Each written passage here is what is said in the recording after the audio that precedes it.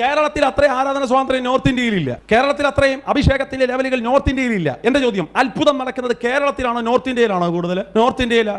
അവർക്ക് ആരാധിക്കാൻ അത്ര ലെവലില്ല. ഇതുപോലെ വലിയ ഹോളൊന്നും അവർക്കില്ല.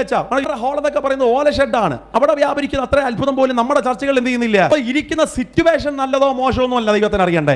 ഇരിക്കുന്നവൻ ഭക്തിയോടാണോ ഇരിക്കുന്നത്? എന്റെ ഹൃദയം തുറന്ന് ഞാൻ പ്രാർത്ഥിക്കുക, നമ്മുടെ ചർച്ചിനകത്ത് ഭക്തിക്ക് വിരോധമാണ് ഒറ്റ കാര്യങ്ങൾ നടക്കാതിരിക്കട്ടെ. രക്തംക്ഷയം ഭക്തിയില്ലാത്ത ഒരാൾ പോലും നമ്മുടെ സഭയിൽ ഇല്ലാതിരിക്കട്ടെ. രക്തംക്ഷയം എടുക്കുന്നു.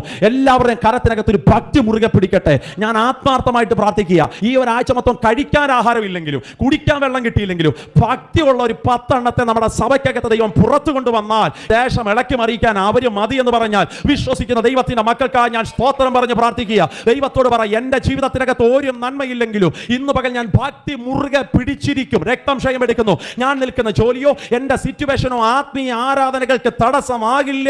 ഹല്ലേലൂയ.